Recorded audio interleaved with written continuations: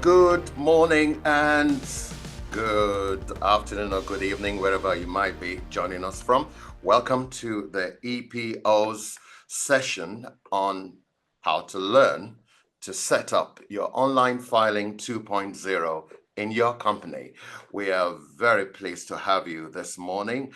We'll just wait for a few more minutes while we see a few more people join us in this session.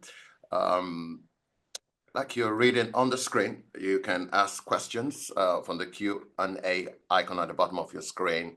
You could check for open answered questions in the tab, and you could vote for a question you would like answered. This session, by the way, will be recorded, and you can receive also an email with a link to the recording shortly after this seminar. And if your question is not answered, well, you do have recourse to get to us. So wait for a few more minutes, and then we will properly start. We're very pleased to have you join us this morning. Okay, good morning. My name is Martin Adu from the European Patent Office. I've been with the EPO for some 25 years this year, actually. And we'll be your presenters this morning, taking you through our session, Learn How to Set Up Online Filing 2.0 in your company. And I will not be doing this alone. I have with me a great colleague of mine to the left, and his name is Richard Garvey. So Richard Garvey, will you please kindly introduce yourself and continue with this program? Thank you. Thanks, Martin. Morning, everybody. I'm Richard Garvey. I'm a Key Account Manager at the European Patent Office, supporting companies in the UK, Ireland, Germany, and the US with our online and procedural services. Can I continue, Martin, or would you like to say any more words? Well, I think I forgot to say that I'm actually a key account manager as well. Will you believe that? Yeah, and so, and I also support people within the UK, support people in Germany, and support people in the Scandinavian area, i.e. Places like Norway and Denmark and Sweden. And we look forward to giving you very good information that will help you be effective and efficient in what you do. Over to you, Richard. The floor is yours. Right. Thanks, Martin. So just a reminder, today is really aimed at people who have not yet moved to online filing 2.0. And this workshop is aimed at helping them to do that. So we will be repeating some basic information for people already using it, while giving you some very important information on how to set up and use the system efficiently. Okay. Now, just like to give you an overview of the agenda today. So let me just share my screen. Martin, just let me know. Can you see the agenda? Perfect. Okay. So I'll start off by talking about registering for the online filing 2.0 system, the related creation of a two-factor authentication account, which is required, the link that has with My EPO, and then finally the online filing 2.0 interface, and most importantly, the online filing 2.0 administration and how you give rights to your colleagues. Then I'll pass back to Martin, who will show you examples of how to fill the forms out in online filing 2.0, and he'll also share some words on the API and import and export options. Okay. That's correct. So straight to it. A very brief PowerPoint first, don't worry, and you will receive this as a reference that you can use afterwards. Okay, so good.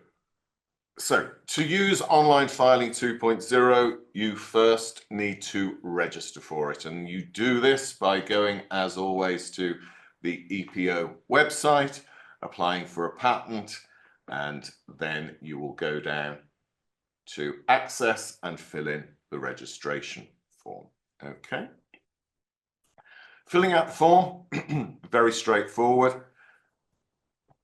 And once this is submitted, you will receive an email from us that you can confirm. Two things here. The person who is filling out the form and setting up online filing 2.0 will become the administrator, and you will be the person that will be able to set this up. Secondly, how do you access it? As you can see on this slide here, and there's also a link to it, you will need to create an EPO account. So I will now show you how to do that step by step. Just takes a few minutes. And just to be clear for our users in the old online filing, which as you all know is being decommissioned at the end of the year, and that's why you are probably here. In the old online filing, in certain cases, people didn't need to use a smart or to access via two-factor authentication. So paralegals, excuse me, for example, would be able to prepare a filing without actually logging in. This is no longer the case. They will have to log into Online Filing 2.0, and therefore they will need an EPO account. Okay? So, to access the Online Filing 2.0 system securely, if you've already set this up, then no problem. But for those of you who haven't, this PowerPoint will show you how to set up your two-factor authentication. Okay, so again, you will go to epo.org, applying for a patent, get access, create an account. To create an account, you will basically need to fill in this very simple formula, giving your name and your email address. And this will be the email address that you will then log in with. So probably your work email address, but it can also, of course, be personal email address. That is your own personal preference. And you will need access to this email address because for security reasons, we will then send you an email back. And in this email, you will be asked to set up a password for your EPO account. Once you have set that up, you will be asked to select authentication methods. Now, this is not a two-factor authentication seminar, and you will find those online if you have any questions about it. But just one tip, when you come to selecting authentication methods, you can select an initial one, but I would advise you to have a look at one of the online seminars and set up an extra authentication method. Make sure you have authentication methods via the phone, but also via email, in case you lose your phone or in case you don't have access to your emails, okay? Very important. Now, back to today's seminar. Then you click on Complete Setup in My EPO. Now, you might be thinking, I'm not using My EPO. You have to be added as a company member in My EPO before you can be set up in Online Filing 2.0, okay? So when you are setting up your two-factor authentication, in most cases, your company will have an existing My EPO portal, and you will click on Join Existing Company, and you will give in the information. Oops. Back there. So in my case, I start to give in EPO and it presents me with the different portals, and I wanted to join the EPO Berlin portal. So that's the one that I select. Obviously, in your case, you will select your company name.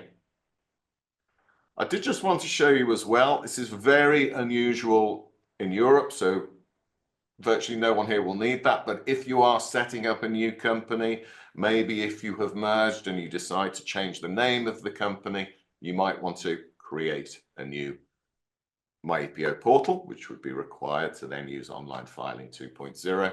In that case, you just click on Create a New Company, given the company name, address, and your deposit account details. And I'll just then show you what then happens. So if you've joined a company, you will be then pending approval. Let me show you what this looks like. So in My EPO, what this means is you've just joined a company, you've set up your two-factor authentication, and you have joined your company portal, and your My EPO administrator will say, aha, okay, Richard has joined. I'm going to click on approve, and he will then be in the company members accepted here. About 1 to 2 hours after this happens, your Online Filing 2.0 administrator can then add that person to Online Filing 2.0, which we will come to very, very shortly. But you need to do this first. And for those of you who are perhaps setting up a new company and setting up a new Online Filing 2.0, I just showed you that you would click on Create Company. Well, what happens then?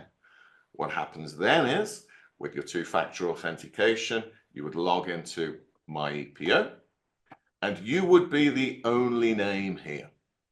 Okay? And you would be the one, you would be an administrator, and you would then be the one telling your colleagues, okay, set up a two-factor authentication and join this company. And when they join, you would approve them as company members. And 1 to 2 hours after that, you would then be able to add them to Online Filing 2.0, which I will show you now. Good. Martin, can you see Online Filing 2.0? You definitely can. Good, very good. Okay. So, I'm firstly going to take you through the interface and what options are available to you. And showing you how the administrator can add colleagues to the system and give access rights to them. What I'm also going to show you at the end is how you log in. Okay, this is a test system that's already set up. So if you're wondering, how do I log in? I will come to that and just show you that at the end of this presentation. Okay. You will have two options when you log in to Online Filing 2.0, as you'll see at the end. You will have the live option and the demo option. Demo option is obviously for practicing, working out how you're going to set this up. And the live version is, of course, for filing. Make sure that you don't get those two mixed up for obvious reasons. Okay. When you've logged in, I've actually chosen the live version because I'm not going to be doing any filings. Martin will be doing that afterwards. I want to show you how this is set up. So when you log in, once you've got your access rights, which we'll come to, you will see that we have broken down these functions into different sections. Okay, so we've got start a procedure, which for the EPO means the Form 1001, the 1200, actually starting a filing or a PCT, for example. And again, Martin will show you this in more detail. What we call subsequently filed documents. So after you've filed the initial EP or PCT or UP, you can then find the subsequently filed document options here, and Martin will go into those, and the same for appeal. Above this, you have a search or management function, I suppose we would call this, to be able to manage your work very similar to the way that you do in online filing. So you've got drafts option. So under submissions and drafts, you will find all of the drafts for your company. Under ready to sign, you would find all of your ready to sign options here. Now, when an attorney logs in, they would perhaps go straight to ready to sign to find their applications. Okay. Now, of course, in many companies, there are multiple attorneys. So in a bigger company, you would see a large list of ready to sign. So the paralegals would perhaps create folders to manage the work, and we'll come to that in a moment. Finally, you've got ready to send. So again, you will see all of the applications in ready to send, which perhaps is done by the records department. So the records department, maybe at the end of the day, would go in here and go, okay, these 5 applications are ready to be sent today. And just to finish off on the home page, you've got system messages, which are basically the updates for Online Filing 2.0, or what's actually happened within the system. As you can see, successful submissions, etc., etc. Then we've got some shortcuts for you. MyAPO, I'm sure you've all heard of that, is our newest system. You've got a link to that. And then within administration, you've got some very useful shortcuts for the administrator. If they want to change the address book, they can go straight there or go to access rights, permissions, and submission inputs. And we will go through all of those in detail now. So that's the home page. So let's go to submissions. Okay. As mentioned, everything that you are preparing in whatever status you will find here in submissions, which of course in larger companies will create a massive list. So I've just got a few files here that are not within a folder structure. But if you didn't have a folder structure, you would just have a never-ending list. So we would suggest indeed you put a folder structure in place. So for those of you who remember Blue Peter, here's one that I've created earlier. So just an example. A folder structure might be that you have got for the attorney Richard's draft. So as Martin will show you later on, when you're creating a form as a paralegal or as an attorney, you can select the folder that it goes in. So in this case, I would select Richard Draft, and that is where I would work on the drafts for Richard the attorney. That means, if you remember, instead of having a massive list of ready to send applications, that when the attorney logs in, they go to their folder and they go straight to ready to sign. Oops, sorry, I've chosen ready to send there. They go straight to ready to sign and they will find their applications. Brilliant, ready to sign, go in and sign it. And finally, you can also have the ready to send folder. This is a discussion that you should have internally as to how to set this up. I think it mirrors in general how you've worked in online filing historically, so it shouldn't be too different for you. Okay. So you're in submissions. How do I create a folder? Very simple. Go to the create a folder area. Martin, you are now a European Patent Attorney, and we're going to create a folder for you. Thanks for the promotion. You're very welcome. So when you click on Martin's main folder, then you can create the subfolders. So we'll give it Martin MD, Managing Director, but basically Martin's Drafts. Martin's Ready to Sign.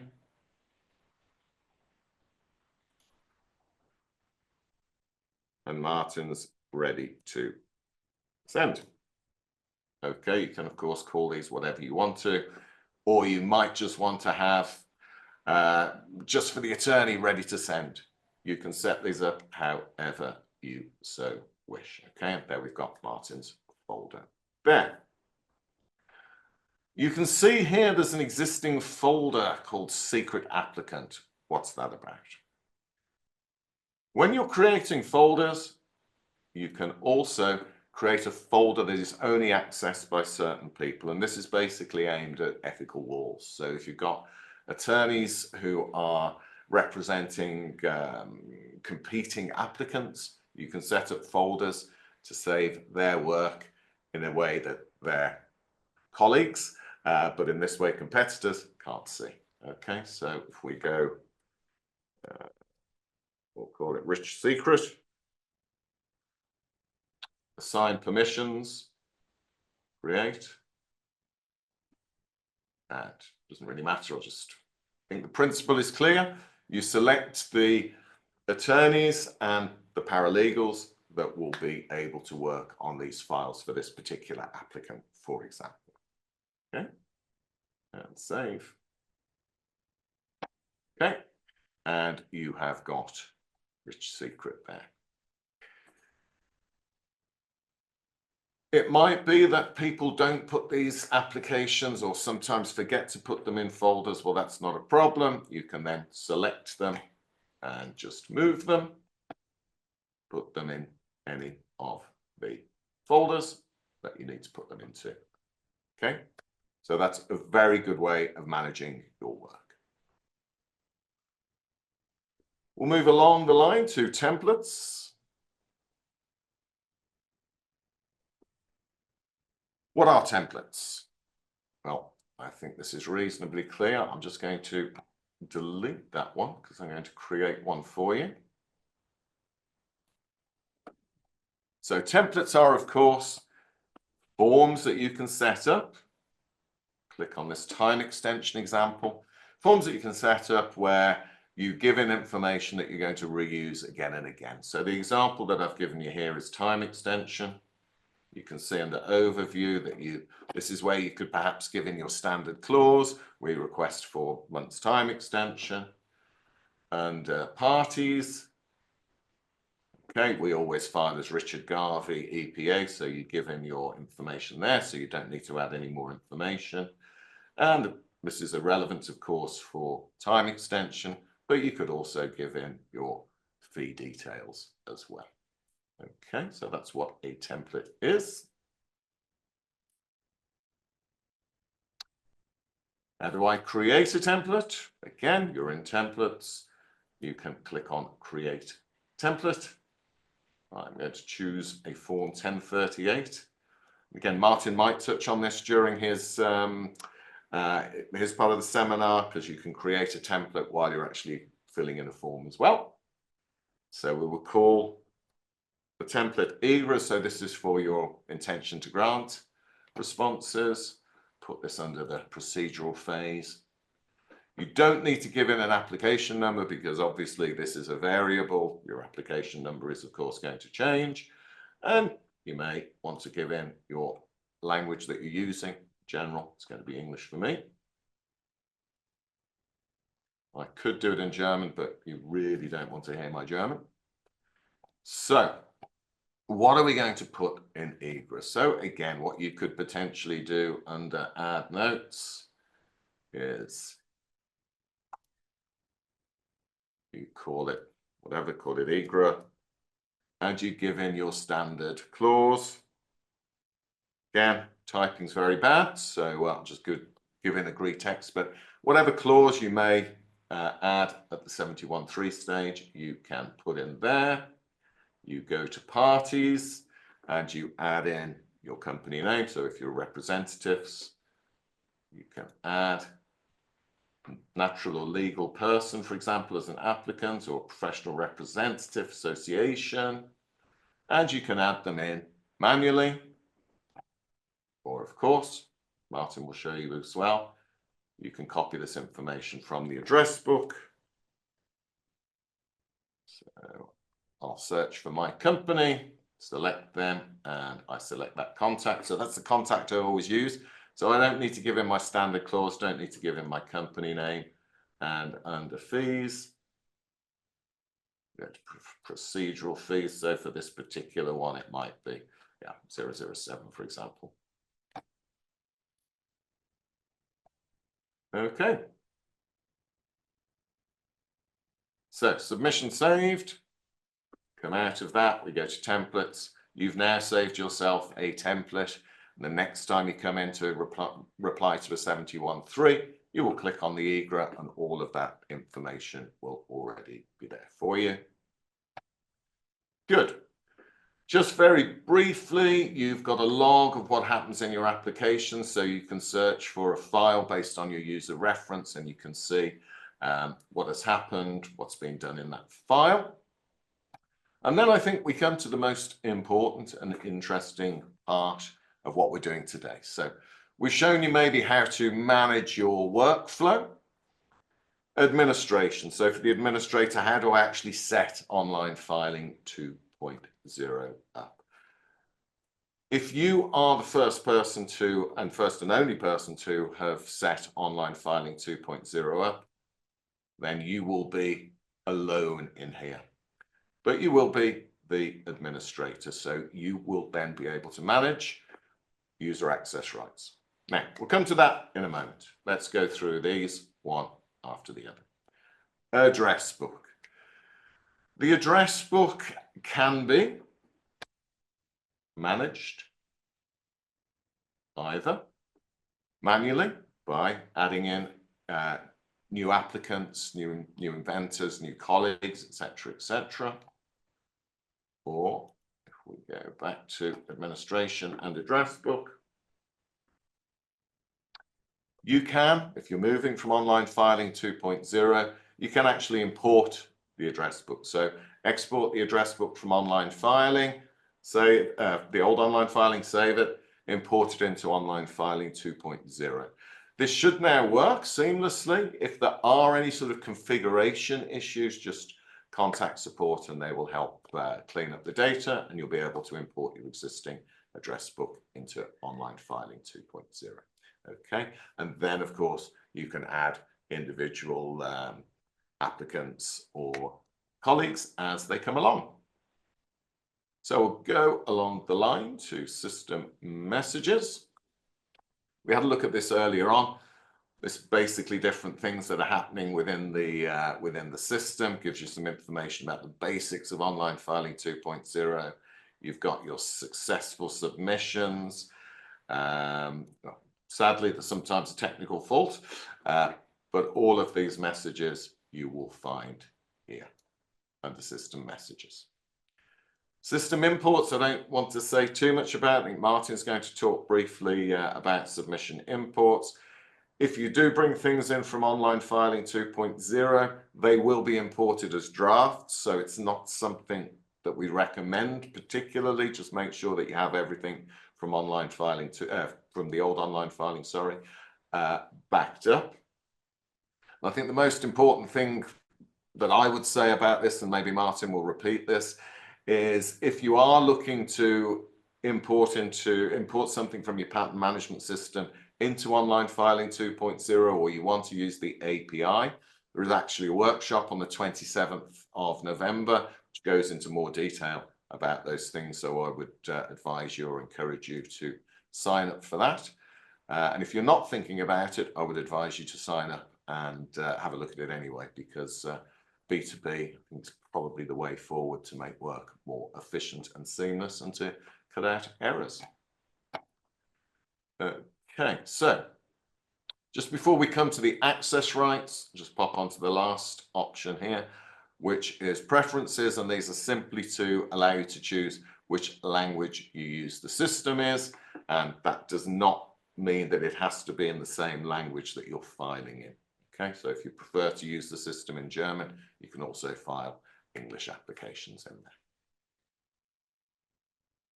Most important for the administrator then, how do I set online filing 2.0 up for my colleagues? So managing all of the access rights that we have been discussing. If you remember again, for those of you who just set up or are setting up online filing 2.0, you will initially be the only user, but you will be an administrator. And you will need to add your colleagues to the system. Just want to see, okay. So I am going to remove Elke first so that I can add her again. So how do I add my colleagues? I am in administration, I am in access rights and permissions, and I go to add. You need to add the username and my EPO number. You can find this in my EPO under the company members, okay? And you need to give in the information the way that it is presented under their account name, okay? So I'll give in Elke von Breven 7 4, and I'm going to give Elke administrator rights. Let's save. Okay. Then of course you will search for Elke, and she's not there. But don't worry, if you refresh the system, she will appear.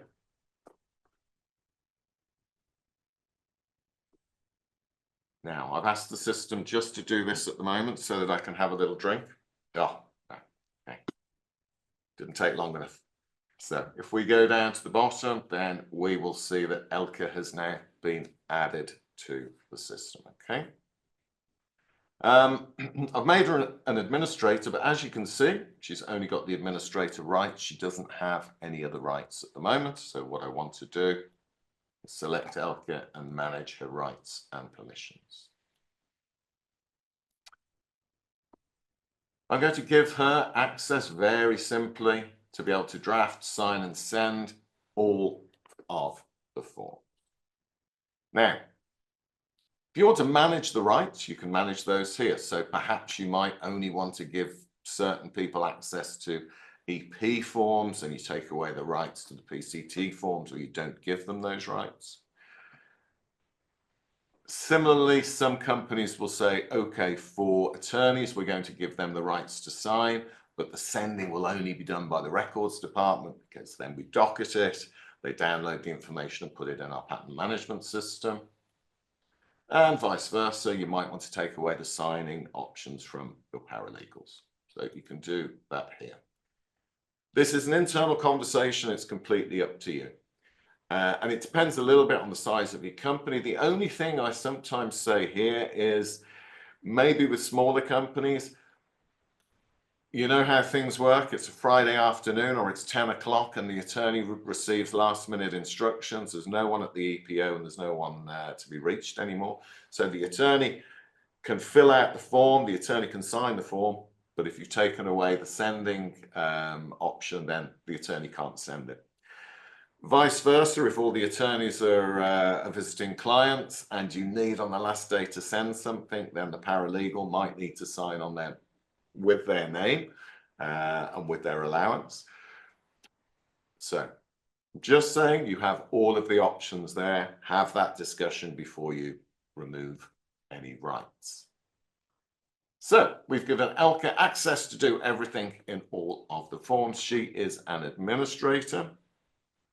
We also advise that you have multiple administrators for the same reason. If someone's on holiday or sick leave or maternity leave, whatever it might be, you have someone else who can give rights to new people joining the company or remove them if they leave the company. Now, templates. We showed you how to set up the templates earlier on. This is to do with your workflow and efficiency. Do you want everyone to manage your templates, or do you want to have, I don't know, super users, for the want of a better description, who are going to manage the templates and how you go forward? Again, no advice from my side, but you need to decide how you're going to do that, and then maybe you only give managed templates to certain people within your company. Managing the address book. At the EPO, we of course have what some people call pollution, but if somebody signs for or gives us the information for applicant A in slightly different ways, we are legally bound to, of course, register it that way. So we might have, for a certain large applicant, 200 entries in our address book. And I know for some of you, it's the same. So do you want everyone to be able to create new contacts within the address book, or do you want to, again, manage that in a smaller group? Completely up to you, but you can decide at this stage who is going to do what. I showed you how to set up folders, exactly the same issue there for you to discuss. And very important, access to online filing 2.0. So initially you will have demo access, but you need to be given access to the live system. So don't forget that.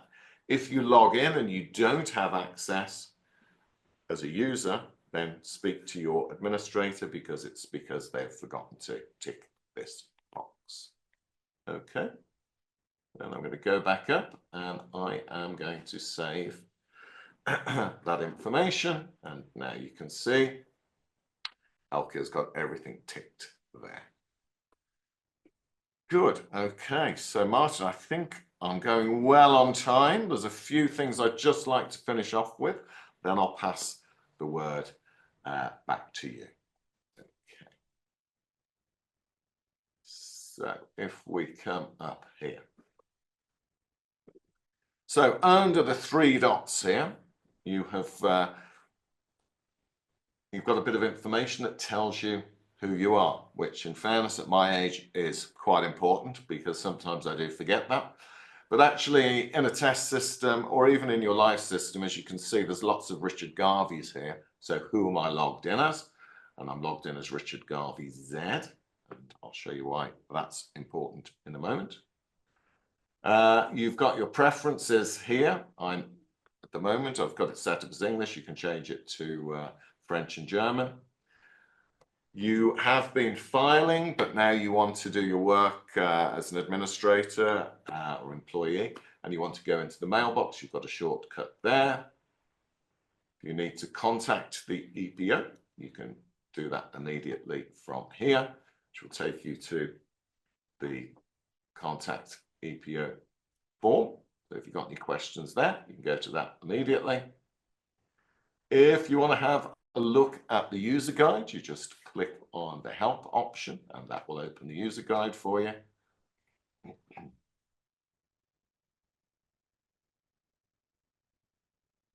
And finally, you can sign out, which I will do it again in a moment because I want to show you how to log in. But before we do that, just a few more tips. So who am I? I'm Richard Garvey Z, so I can be found here. Now, what I'm going to do is go to manage my rights and permissions, and I am going to take away draft, sign, and send to save that. So if my administrator has forgotten to give me rights when I log in, go to my home page. It looks very different to the one you saw earlier on because I don't have any options to fill in any forms. I don't have any of those rights. So rather than when you log in, rather than contacting support, contact your administrator and say, I think there's something wrong with my settings. And your administrator can then go back into administration, go to the access rights and permissions, and they can look for you, Richard Garvey Z in this case, and then they can see here already there's something missing. Go into manage rights and permissions, give you the access, save that. And when you log back in again, you will see, okay, that's exactly what I need to be able to do my work. So it's very important. Okay, a couple of more tips. This isn't a MyEPO workshop. And again, all of these MyEPO seminars are online on the EPO website, so you can have a look at those. You need an administrator, as I showed you briefly in MyEPO, and you need an administrator at the moment in Online Filing 2.0. It's a good idea if the same person or people, preferably, are doing the same job, I think. So if your MyEPO administrator is also the Online Filing 2.0 administrator, that'll make things easier at the moment. This is, of course, something we're looking at to amalgamate the two so that when you log in, you can give rights for MyEPO and for Online Filing 2.0 in the same place. So that is something we are looking at improving. Best practice, again, this is a seminar that we've given for joiners and leavers. So for joiners, I've shown you under administration and access rights and permissions, how you add someone. So poor old Elke. When someone leaves the company, don't forget you need to remove them. You can do that under manage rights and permissions, and you just delete them here. I showed you that earlier as well, but just a reminder, when somebody leaves, remove them from Online Filing 2.0 as well. Okay. I will leave Elke there because if she logs in for the next workshop and is deleted, she won't be very happy. Good. What if I need to access multiple portals? It's not a problem, but you will need to set up multiple two-factor authentication. So if you work for different companies and you're filing in Online Filing 2.0 for different entities, you'll need to set up different two-factor authentications. That does mean that you will need a different email for each portal. So Presumably, if you're working for 2 or 3 different companies, you will have 2 or 3 different email addresses, one for each of those companies. If not, you can, of course, set up your own Google, whatever email address, and then set up a 2FA for that address and link it to whichever company you're going to use that for. Just to finish off then, I did say I was going to show you the login again. So finally, you've got the sign out option here. Sure you want to sign out. Continue.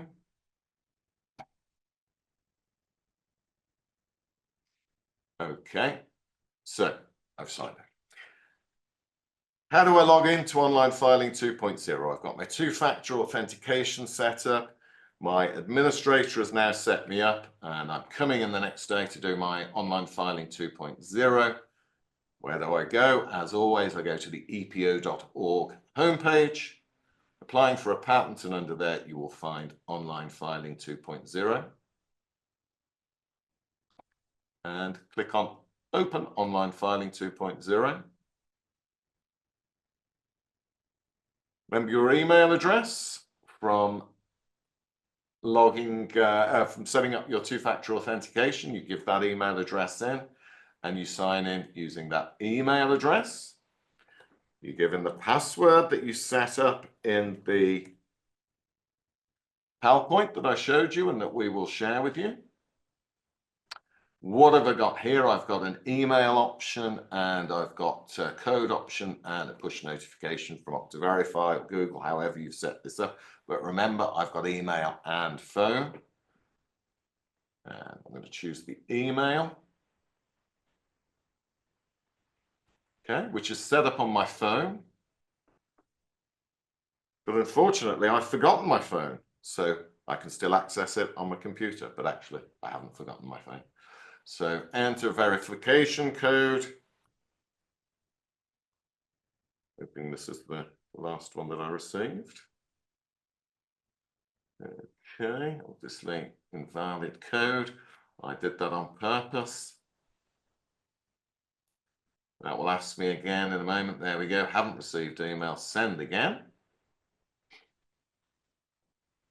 So I did that on purpose just to show you what happens if you give in the wrong code. And 724019. So you give in the correct code, verify, and you come through to Online Filing 2.0. Good. Okay, 10:45. I think we're good in time. Martin, anything that I've missed, or will you cover the rest? It will appear you've actually covered quite a wide ground. Brilliant. Then I will stop sharing and I will pass the word over to you. All right. Okay, yeah. Hello, everybody.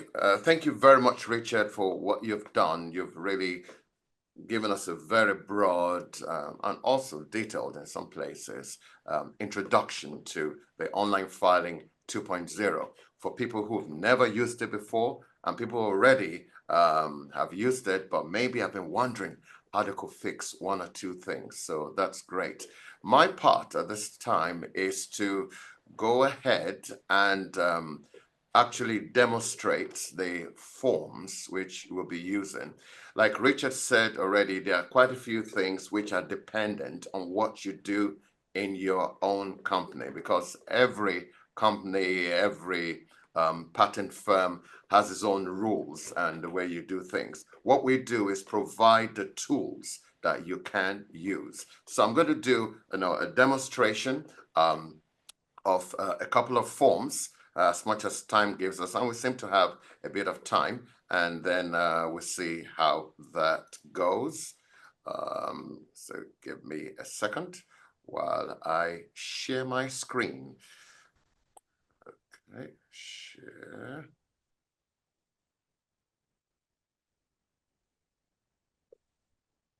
Okay, so Richard, please help. Can you see my screen properly? Perfect. Thank you. Right, so this is the typical screen for the Online Filing 2.0. there is something which I believe maybe Richard maybe did not mention, but it's a very simple thing. When you log into the online filing software, i.e. the version 2.0, it gives you two choices. The production option, which is where you go when you want to do a proper filing, which you need to be responded to. And then the second one is the demo. For the sake of training like we're doing today, we'll be going into demo. The demonstration version of it allows you to do things that you could play with, use to train your other colleagues without any recourse, without any coming back to us in any way, shape or form. All right, so this is the online filing 2.0, and the starting point will be at the draft. Just like in the old online filing software, which we repeat again, will come to an end. It will be decommissioned by the end of this year, literally next month. There you have a software which you will start up, and then you could fill in an application, attach your necessary documents, sign it, and then send. At the point of send, it now goes outside your system and comes to the EPO.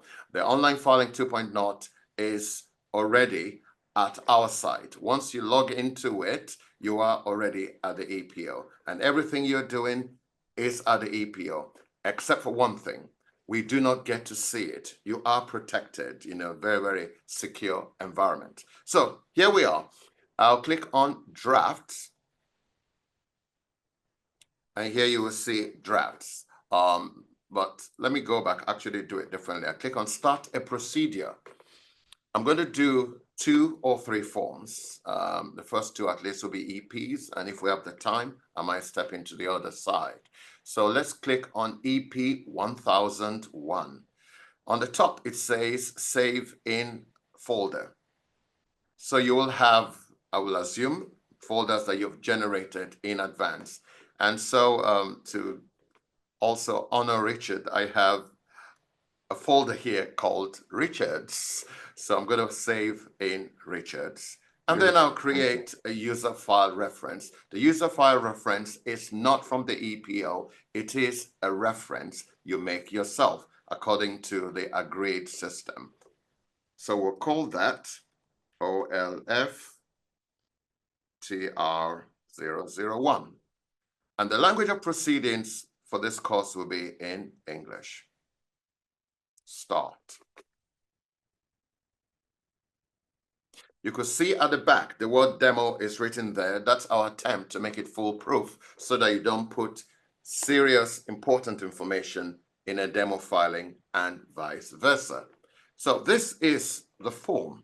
And in this form, you have various items on your left, and then on the right, you can see certain options that are in color. The red means you have an item that is extremely mandatory, that needs to be filled out. Without it, you are not making progress to the next level. The yellow shows you there is an item which is missing, but it's not mandatory, can always be attached later.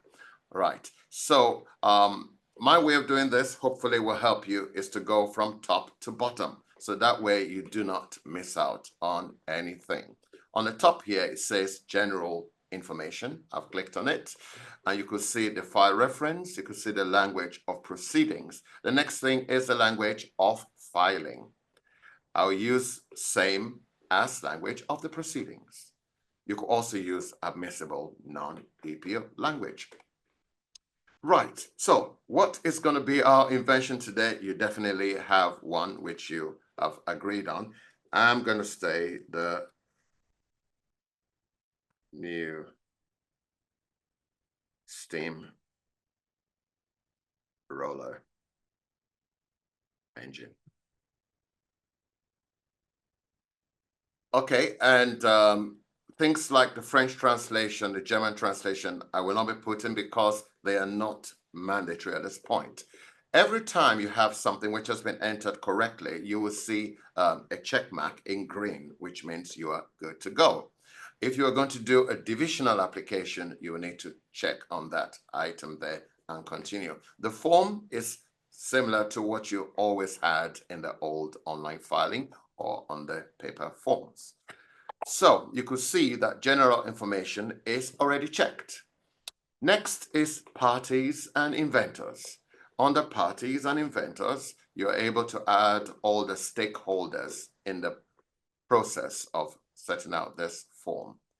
I'll click on add here and it gives us various persons. You either have a legal person or a natural person. Yeah, so I will start by using a legal person. You have two choices here. You either enter the details directly, right? Or you use the address book. The address book, like Richard already explained, is a place where you store contact information, right? Which are always used on a regular basis. And then you can easily be efficient and effective in the use of your time. I will click on the address book and click on the option that says copy from address book. So on the legal persons in an address book that I've already loaded previously, I'll be using the company that's called British Universal Research and Development in the Strand. And I'll click on select contact. So you will see that that is now directly copied into the form, and it's populated with all the necessary things. Now, there are certain things you need to pay attention to here. Whenever you see an asterisk by a field, it tells you that it is a very important field. The absence of data in that field will prevent you from going further. So we need to pay attention to that. All right. So we're good to go. Not really. It shows yellow. Why do I have this yellow sign here? On the top right-hand side, you do have this bell-like sign, and that is a notification area that will explain to you exactly where the problem is and why you have that color. On the yellow here, it says there are certain important actions. For example, parties, inventors must be entered and payment details. Okay, so let's go back. Now, we need someone like the inventor, and we also need somebody like the representative. For completeness, let's put a representative. So I have professional representative, association or professional representative, individual. So let's take the individual option, and from my address book, copy to address book again. I need a natural person this time. I select Mr.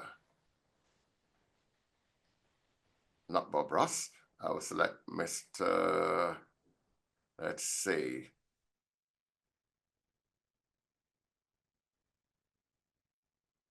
Nigel Stafford of Cambridge. And that's there, and that populates the place again. Let me also add an inventor. So I go inventor. And this time, I'll use the other option, write it for the first time. So let's say the last name of our inventor happens to be Coyote. And the first name is Willie. Postcode, let's say N15, and in the city of London. Country, territory, that would be GB, United Kingdom. Okay, so I've just created a new inventor. Talking about the address book, since this is created for the first time and you realize that you might be needing this person again and again, then I could go ahead and copy it to the address book. That is a possibility as well, so that I can use it in the future. Okay. Right, so that's address book, copy to address book, and it's been copied to the address book, and I can use it again and again. Next, application details. Here you have the opportunity to have a declaration of priority where that is needed. I click on priority and I will add, for example, a national priority. The national office, let's see, that's GB. It's a patent. And then we also have a filing date. And let's say, of course, that's got to be at least a year before that. So that's correct. And then we have the application number. To help you, on the right-hand side, we have a bit of a mask there that would tell you what kind of numbers you should have and all of that. Otherwise, you will get errors. So YY, meaning year, I believe. So we say 25, 1, 2, 3, 4, 5. And it accepts that I'm using the right-hand mask here. All right. So that is complete as far as I know. And I go to the next bit, which is document. Just in case you feel that, well, I may not have enough time to finish this, and you do not want to lose data, on the top here, it gives you the choice to actually save the information, right? So I click on save, and it's kept to be used when I now have the time. I can always come back to it, okay? Right, next thing is documents, and on the documents, you have to upload your technical documents. I click on add, and it gives you 3 options. Under these 3 options, the first one says pre-conversion archive. I'll stop there for a minute. There are 2 ways in which you could attach documents to the online filing. You either attach as a PDF document or you attach in the new option, which is the docx option. All right. Now, if you're attaching a PDF, that means you had an original document that was converted or changed over into PDF. There is always sometimes that distant possibility that what you transformed over into PDF was not made correctly. And to avoid trouble in the future, we have an option called the pre-conversion archive. The pre-conversion archive allows you to attach the original document that was converted to PDF, which can then be used in the case there is a problem in the future to say, well, this is what you intended to file, but by reason of some technical issue, things went AWOL. And then you click on select file and bring that in. All right. The next thing will be to actually attach the application documents. I click on select a file. And then I go into my system, wherever you store your various PDF files. And in this case, I have documents originally prepared in advance. I must stop here again.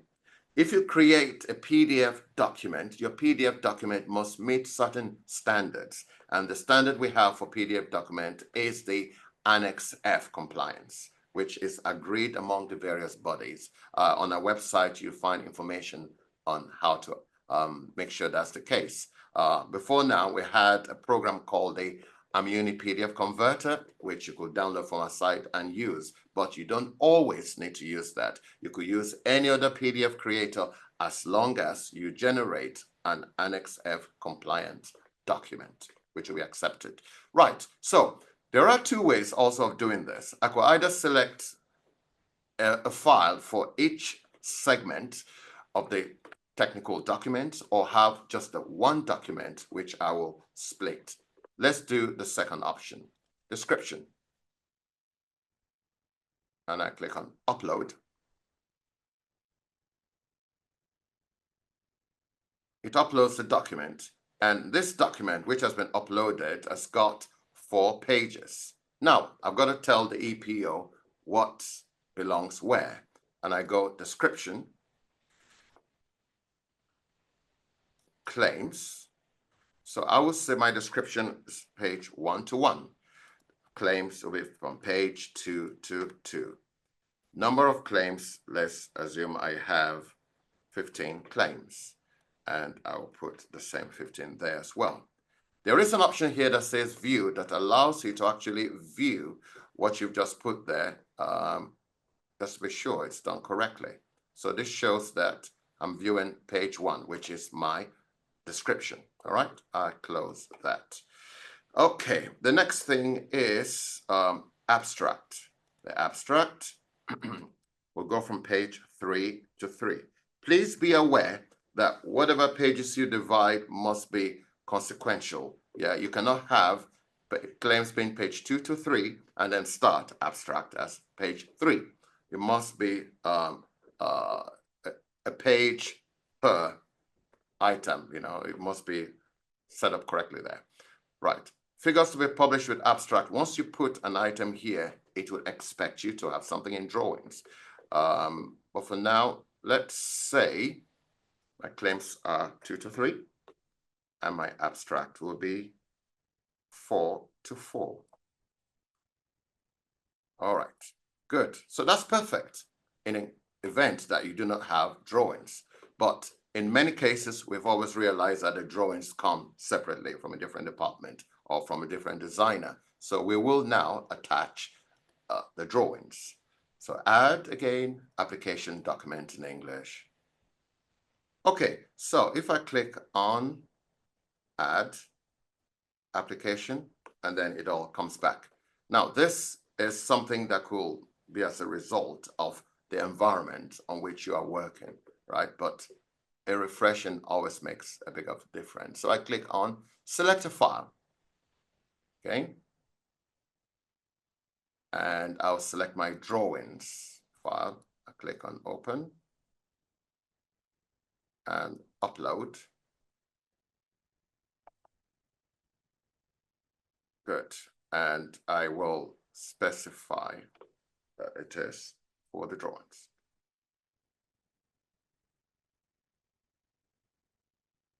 Drawings from page, let me see, 2 pages, Scott.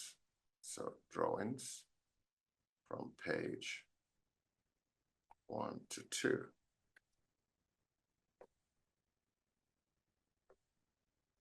One to 1, 2 to 3, 4 to 4. Okay, that doesn't belong there. This will be here. Drawings. Good. 1 to 2. Number of figures. How many figures do we have? If we view,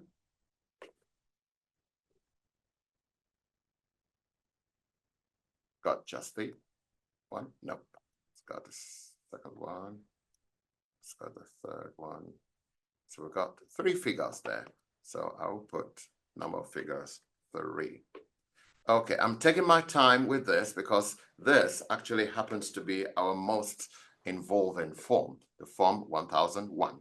All right, but once you get a grip of this, the rest become easy. You can now see document shows me a very nice green. The next thing will be fees. We're going to make some payments. The payment methods, we have 5. Automatic debit order. We also have the debit from deposit account, bank transfer, credit card, or not specified. Whatever you choose definitely has an impact on the process of the application. So let's say we choose debit from deposit account. I now enter my deposit account, which always begins with 28, and I say 49134. And the account holder will be Richard Musk.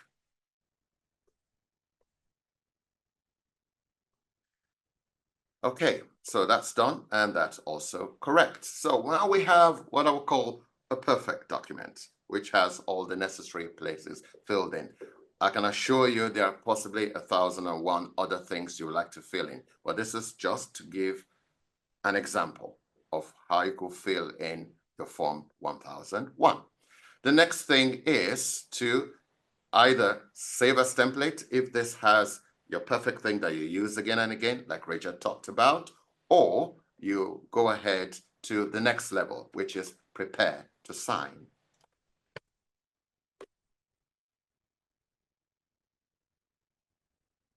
On the prepare to sign, you get to see the documents that you've just created. First thing here is your form. You can now check and see how it all looks. Check, check, and check again.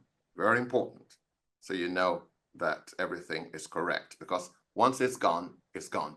I must explain that in comparison to the online filing software, where you could start the process of submission and stop it halfway or 1/4 way, the online filing 2.0 is a different story, because the moment you log in, you are already at the EPO, right? So you need to really keep an eye on it, that you have done things as best as you can before you click on submit, because the submit does not allow you to actually stop it halfway. All right. Okay, good. So we have the attachments. We have here also the designation of the inventor. And then you have other files, which you don't have to bother with, except you have the technical type, showing you the XML files. Right, so we're happy with this. And then I give you one more tip. You are able actually to go back and make a change if you're not happy with this by clicking on return to draft. And then you can make whatever changes and come back to the same place. There is also an option here that says view history. That will show who has been doing what, in case different persons are involved in this process. Now I click on confirm submission reviewed, because I've reviewed it and I'm happy with what I see. The next thing will be to sign, add signature. In the online filing 2.0, you have two ways of signing. Text string signature, which is alphanumeric, or the facsimile signature, which is like your signature saved as a graphic file, JPEG or TIFF. So let's go on the text string signature. The place of signing is there because this is a legacy we brought from the days of paper, and a lot of companies prefer to do that. So I'll say I'm signing this at London. Well, not really, because I'm not in London. I'm actually in the Netherlands. So, but then you write that there if that's where you are, and then the signature. So I'll say, in this case, it's Nigel Stafford who is signing. So Nigel Stafford, and add. You will notice that the name comes in a slash. Previously, you had to put a slash yourself, but we try to help you and make things faster by putting the slash for you. Add. So that's done. In case you want to add more signatures, click on add signature and go on and again and again. Right, we're happy with that. Next step is to go to ready to send. And ready to send, we take a look at it again. And at this point, we have the submission details, which shows everything that's gone into what you've just created, the applicant's representatives, inventors, and so the applications, the documents you've added. We're saying here, all reviewed, you are happy. But still, if for any reason somebody says stop press, we need to fix something, there is an option that says here, return to ready to sign. And then you can also return to other places, all right? So if we click on return to ready to sign, it takes us back. But if you're now ready to go, which I think we are, everything is all green, it's all perfect, we'll click on send submission. And what happens? You will see that it starts the process of submission.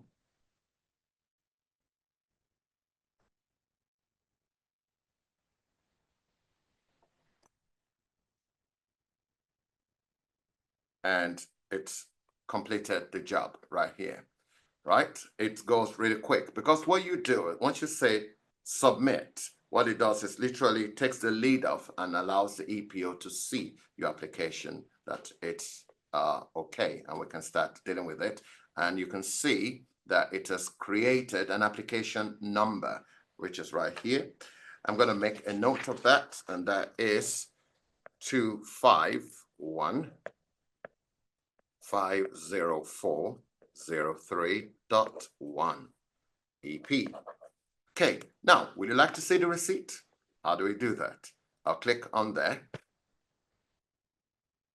And it shows us this page. From this page, you have two choices. You could download the receipt.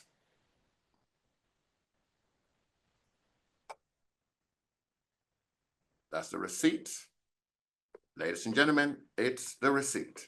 The receipt has a submission number in case you need some support that's useful. We also have the application number and the number to be used for priority declarations, the date of the receipt, the title of the invention, the documents that are submitted, the amount of pages there, it's very, very detailed, and who submitted it, and so on and so forth, and issues about the DAS access code. Yeah, so all of these will be available to you. Right. And then if I go back, there is an option here that says download submission package. If I click on this, what does it give me? It gives me a zip file that contains the following. It contains all the items that have been sent in file format, and it also contains the receipt. So it's a complete package. You can see the actual files that were attached, renamed, that are there. This can be used for further export into maybe a patent management system or some doc system for use in the future. This contains everything that relates to the application that has just been filed. Okay, now, so that is how to create a Form 1001. There is a whole lot of things you could do from this point onwards. You could still save as template. You could view the history, for example, which shows you who did what, who created the data, who added one or two things and all of that. So in case something goes wrong, some kind of audit trail, that's the proper word for it. Yeah, so I close that. You could also view the package. Yeah, and you could just close and go on. And there is one more interesting thing you could do. Here on the bottom, there's a room for further actions, right? It says you could create a divisional application using the same document that has just been generated, or you could perform a subsequent action. And that's what I'm going to do, just to demonstrate how that works. How could you go from an existing 1001 application into generating a 1038 application. So that's one way. The other way is you could actually go ahead and start from the beginning and select that option. All right. So let me go to home, and from home we go into the option that says submit EP 1038. All right. And other forms. So I click on that and I select the form EP 1038. Save in folder. I would like to save in the background there. Now, file reference. So let's say this is OLF TR002. Procedural phase, you select the one you want it to be. Let's put it under filing, search, and examination. And then what's the application number? I will now have to write this manually. But if I use the other option, it will put those things there by default. But I'm going this way because this is training to take you all the way from the scratch, making sure we miss nothing. Now, that application, which I wrote down, was 251.504.03.1. And I go start. Okay. Right. So from here, we'll go up in the same way I did the first form. On the right-hand side, you have application patent data, which is red, and we have parties, which are also there. You could use this form to do a couple of things. A, further actions relating to an existing EP application. B, you could use it just to make a payment, just like you will use the central fee payment. So for this, I'm going to demonstrate the first one, which is to use it for what further actions. So if I click on application patent data, you will see that the reference is there, the application number is there, the language of generated PDF is there, right? But it's still showing red. Why? It tells us you must perform certain actions to make it valid, all right? So we go into parties. Under parties, I'll click on add, and I'll need to add either a natural person, legal person, or representative. You need one of the two. So let's go to, let's say, the professional representative associate. Is that association? No, I'll rather use the other one. So let me remove this. By the way, if you add something accidentally, you can remove it. I just did. Click on add, and I'll select the individual here. Right. So on the individual, I will click on address book and copy again from my address book. It really makes your life go better and faster.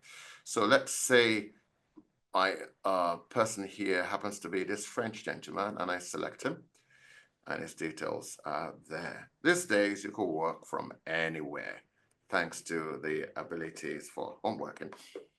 Right, and so that's complete. Nothing is missing. The address is there, telephone number is there. We're good. Right, and then you have the choice of requests. You can either select a PACE request if you need to do that, inquiry as to person of the file, request for examination, declaration, that's there.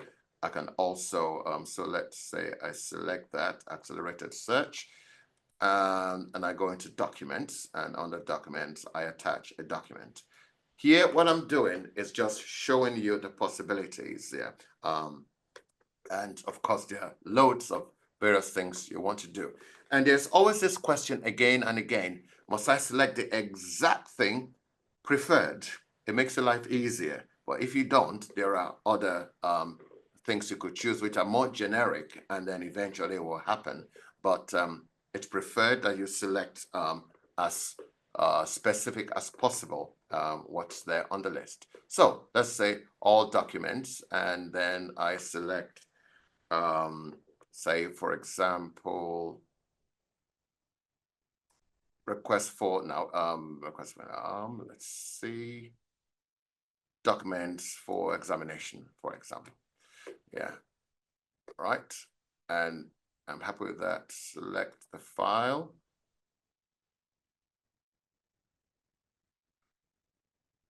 Okay. And in select the file, I go ahead and look for a file I could use.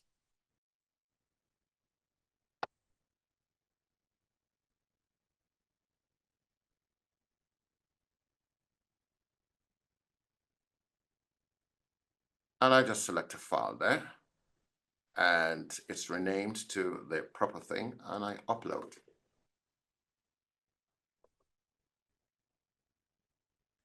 And that's done. You have a green line there. The next thing will be the fees. Okay, if it takes a longer time than you want, the refresh option hopefully should make a difference. Let's see. Okay, under fees, we have the choices like we had earlier. We could also choose to use the bank transfer or the credit card option. We do have that ability as well. The date of use the bank transfer, the date of filing of the application is today, the 13th of November. Why do we have a red? The payment method is selected, but it is 0. So what we need to do is to select the necessary thing. So I'm selecting in this case, for example, let's say administrative fees, for example, okay? And then I'm ready. So I go prepare to sign. And when I prepare to sign, once again, you're invited to take a look and make sure it's okay. So at a point, you begin to notice that, wait a minute, this is easy. Yeah, because once you've done the one, you're able to do the other. The difference is the different kinds of forms which address different issues. Okay, so we look at that, we're happy with what we have. The documents are the right documents that we want, and so on and so forth. So once we've done that, we confirm. It's up to you to confirm this, otherwise it's not going further. Confirm that it's been reviewed and you're happy with that, and then you add signature. So let's see whether we could try the other kind of signature and see what happens. How about facsimile signature? Select a file.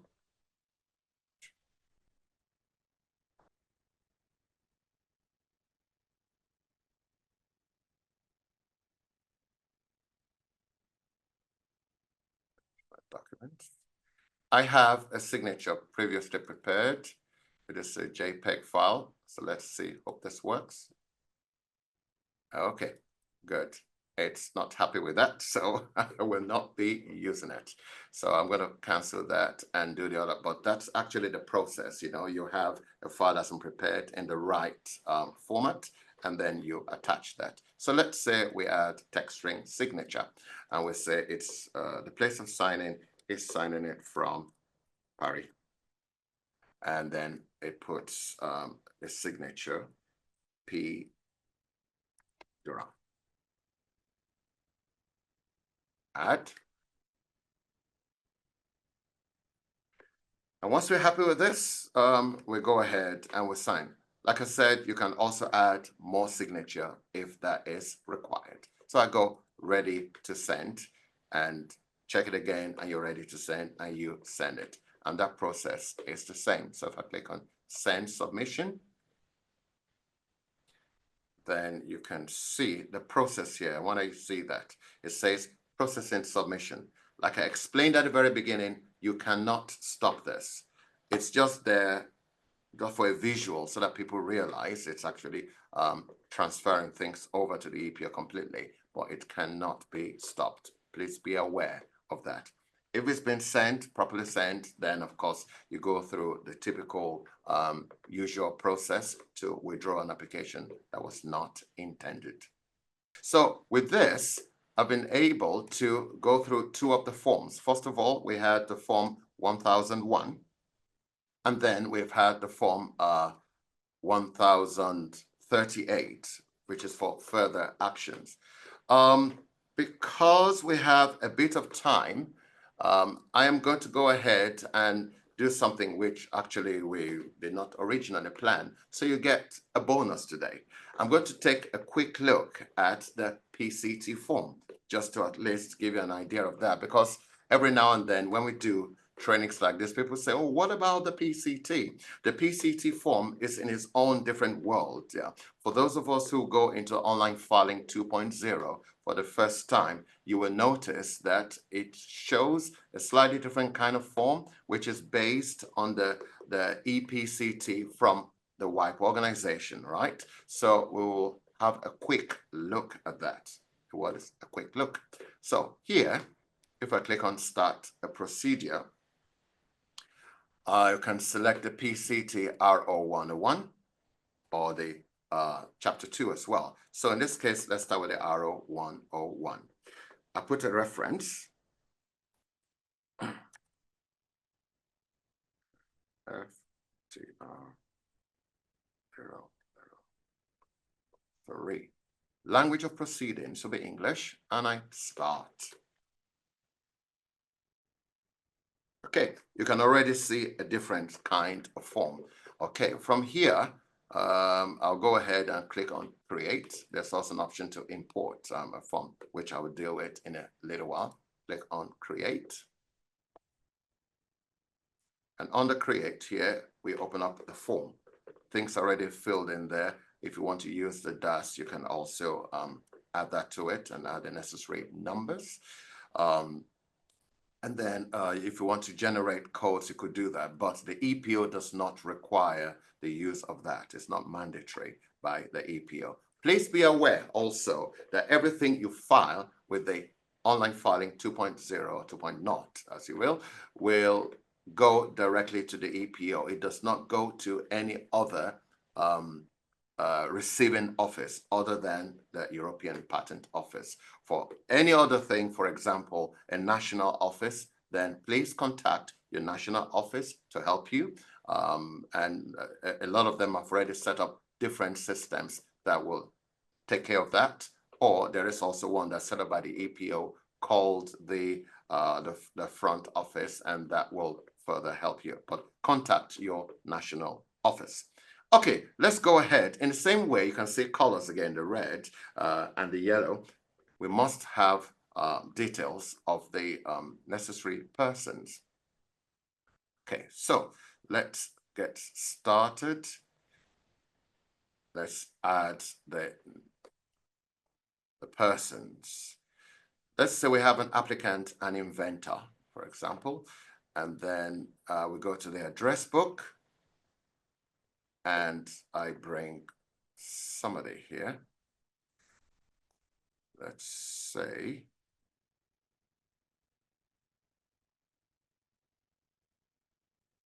Mike.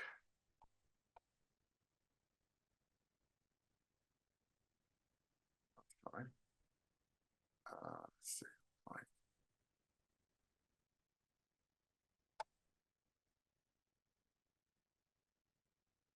I'll do that again. Okay,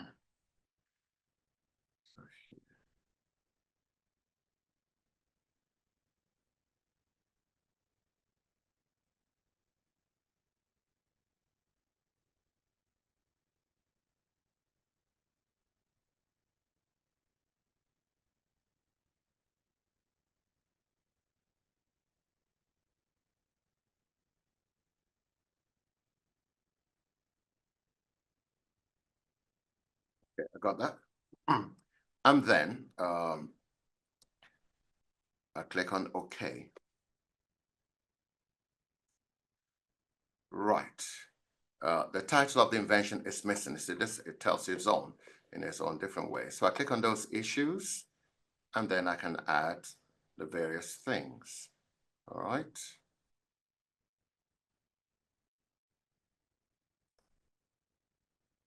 The names are there. It's red.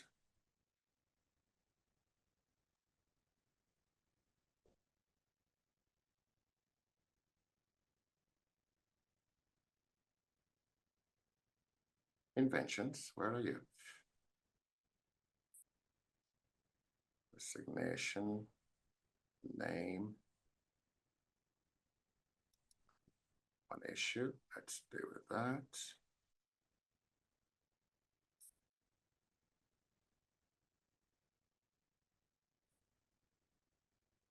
Okay. It will need an email, so I'll go Pierre at dura.fr sample, and I update that. Notification method, I'll go by EPC, email, and I go update. So that's good. 5 issues.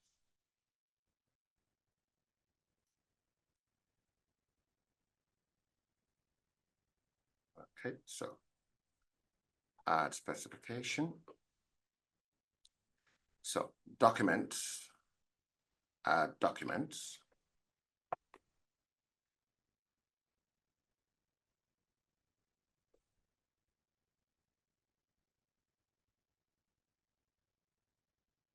Exercise 1.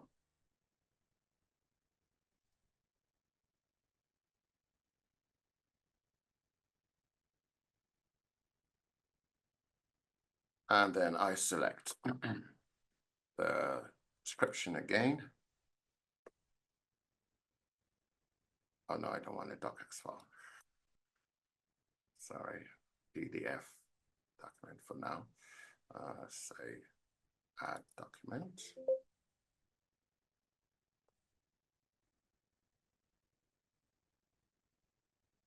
Description.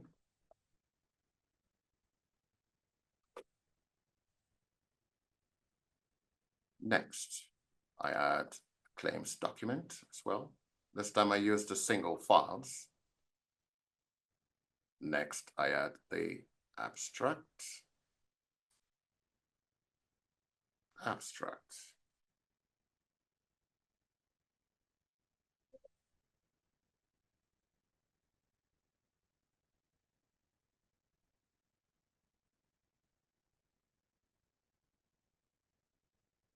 And next, I will add my drawings.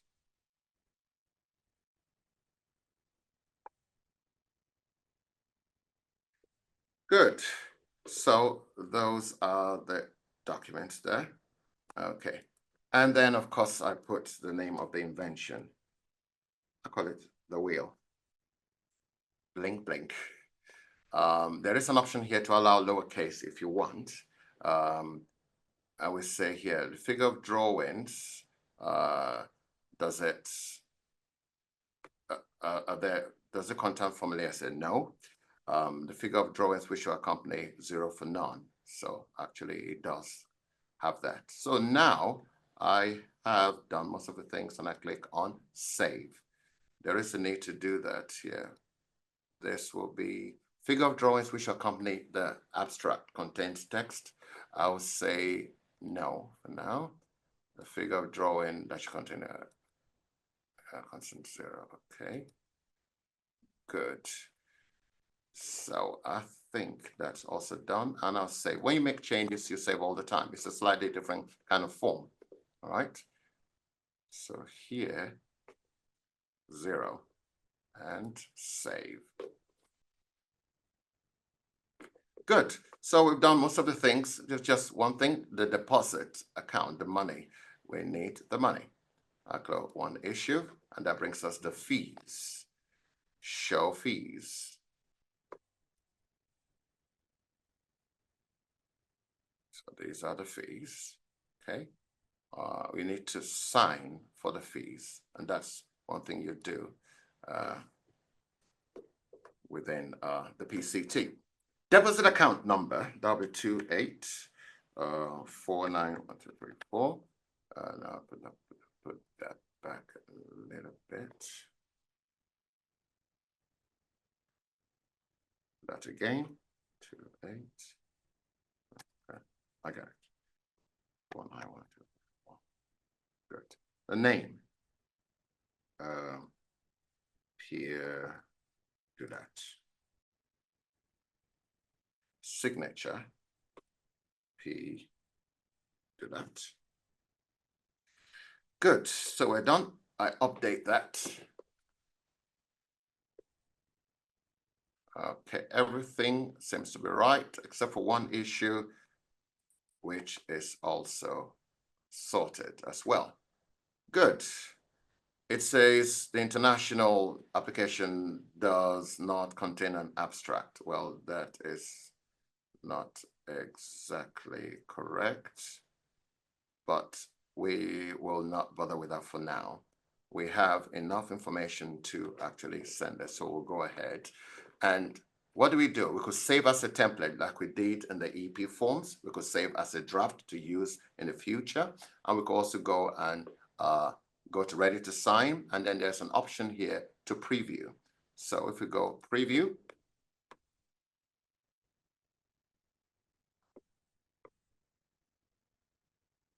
can preview and see how it looks like. Happy with that? That's good. So we now go back and there's an option here that says validation. Very important when you're using the EP. Click on validation, which runs through it. Make sure it's all perfect, doing the necessary things. So then we're ready to go to ready to sign. Do you want to save the changes? Yes.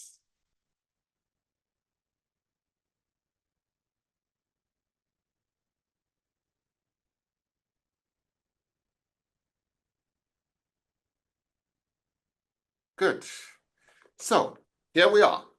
You take a look at this as usual, make sure it's all perfect the way you want it, very important. And then we review it, go to review, when a review, make sure that's fine. Then it's up to you to select confirm it's been reviewed. Okay, and we can sign it just like we did the other one, P. Duran, and add.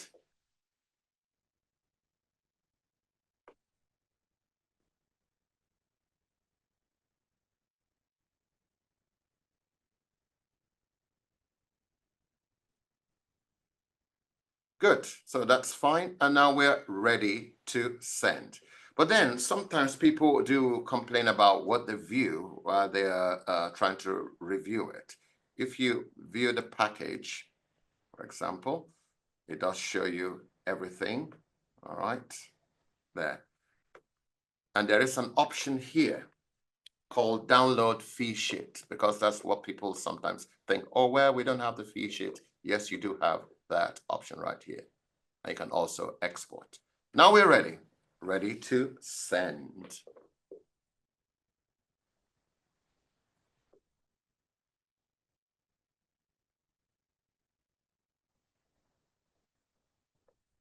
Good, we're now ready to send. We're happy with this. So once we're happy with that, we click also on send submission. So, and with that, we have been able to prepare, and we're sending A, form 1001, B, form 1038, and C, form PCT RO101. These, like we said, are just examples. There are tons of things you could add to it. We have our documentation on our webpage that will help you to that, and a few various videos that you could watch, on the YouTube that will also help you. It's still processing the submission, and it will finish that. Now, there are a few other things which you might be interested in, especially those who are transferring from, by the way, it's submitted, you can see that, and we have an application number, and then you can get a receipt and the rest. That's all the same.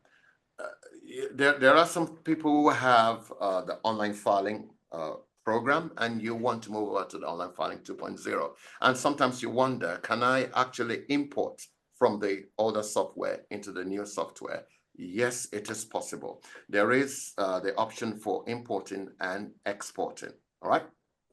And to do that, what do? We go, first of all, of course, you must create what you want to bring into the online filing 2.0. If it's the online filing software, you export and you create a zip file. I've already created a zip file in advance, which I will show you. So I'll click on administration.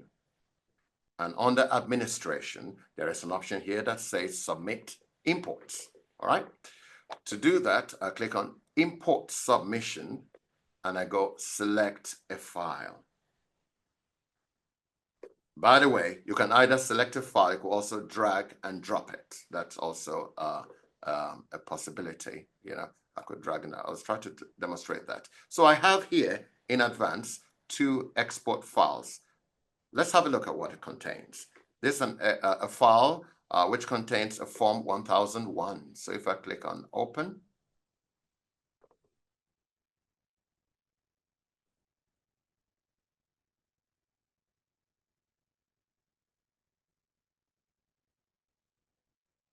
it shows the following files. They're all mostly XML files, okay? So these are generated when you export from the online filing, or sometimes export from a patent management system, okay? But these are the key files. And in case you wonder, well, we've tried to bring it in and it doesn't work.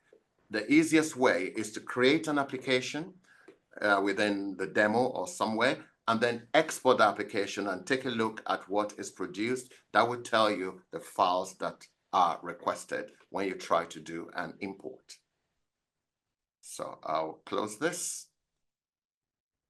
And then I'm going to drag and drop.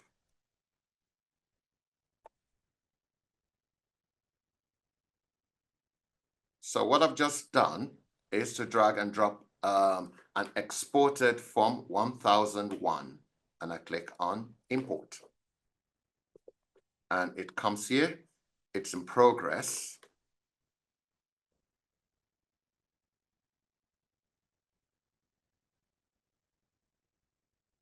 It's in progress. And bingo, successfully imported. All right, so that's worked okay, and the details of it you could see if you open it up and so on and so forth. But what if it doesn't work? For example, I had a previous trial here which says not imported. What you do is you click on it, and then on the top right hand side it says view import log, and that will show you and explain to you the reason why the process failed. So look at that and try to decipher it, and if you cannot really make head or tail of it, we recommend you contact our customer services and they will give you further assistance. All right, so so if we go back to submission imports, the first one, which is the one I just imported today, how can I use it? I double click on it here. Actually, if I just go into, let me see. If I go into submissions, it will show me what I just imported. And that's this. It's imported it as a draft. Everything you bring into comes as a draft. So I open that up.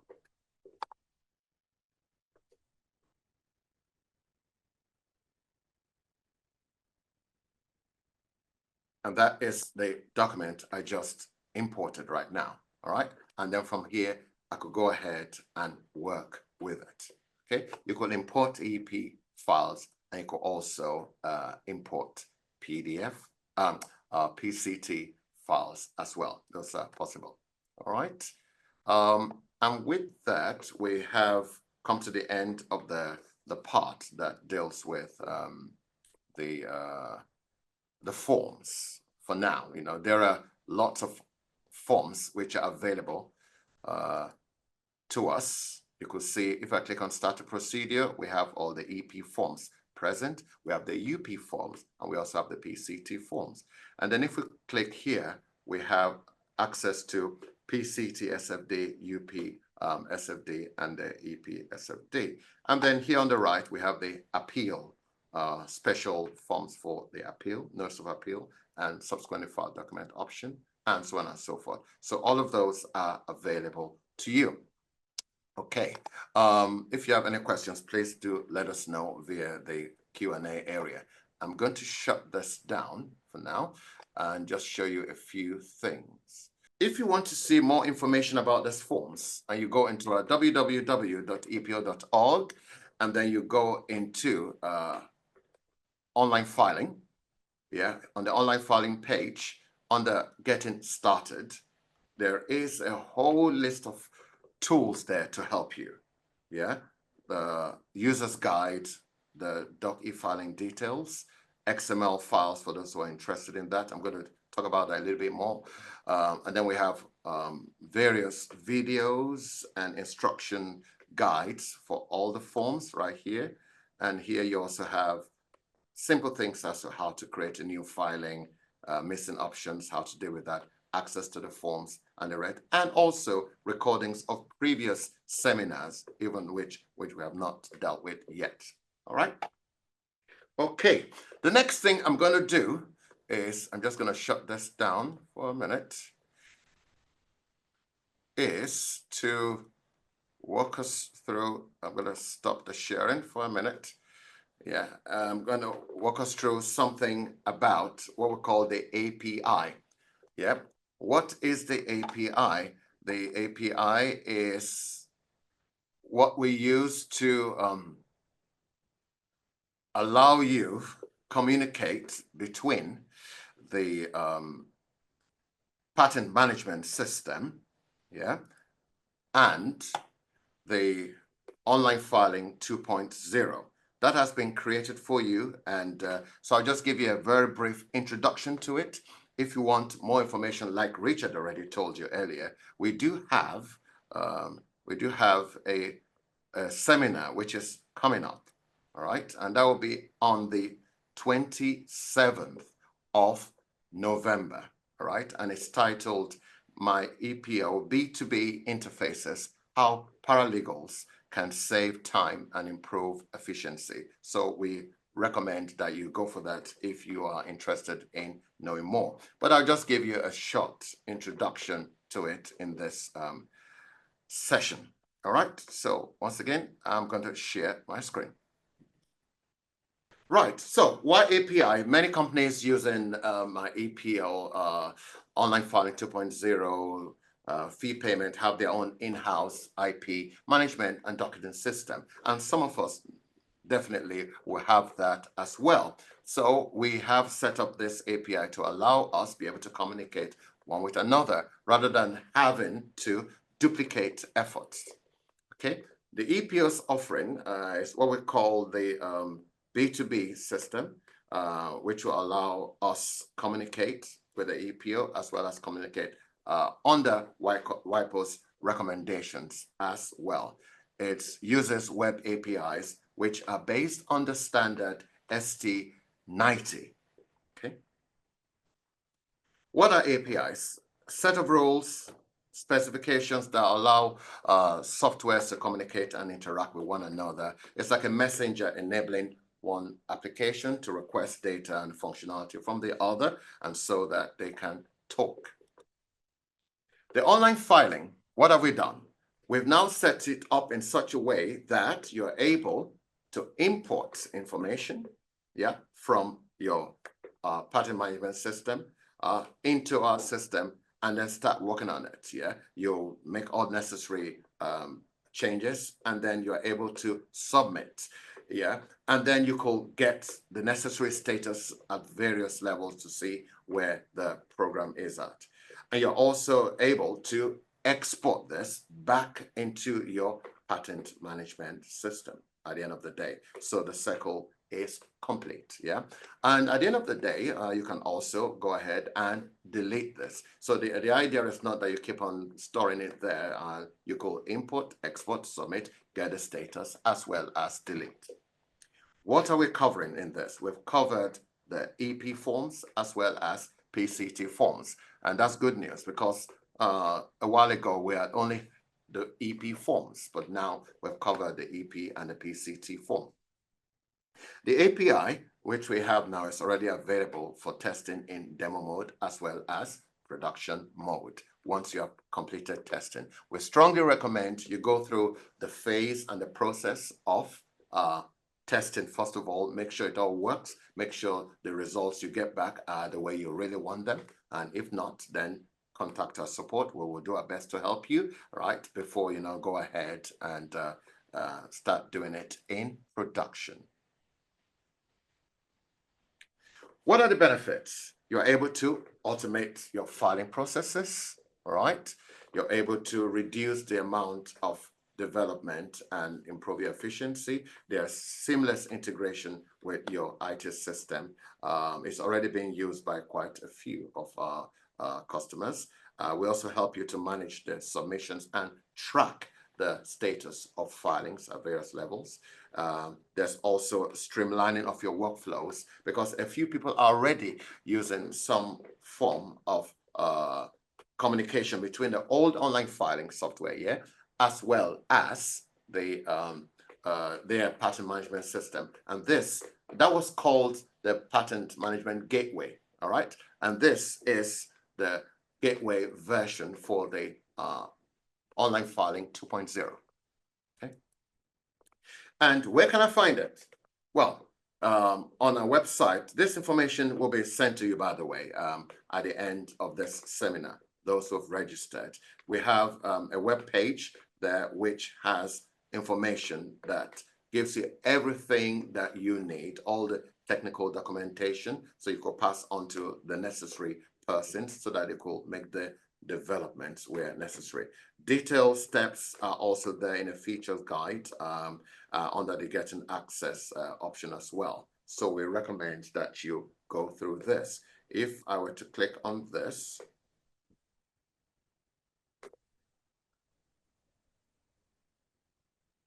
it should bring me to the page. It's a special portal for those who want to do the API.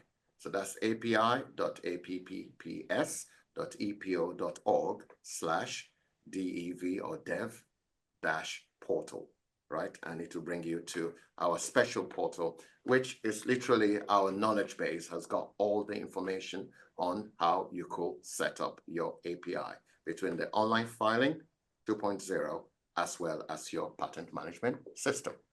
Okay. So I'm going to close that now.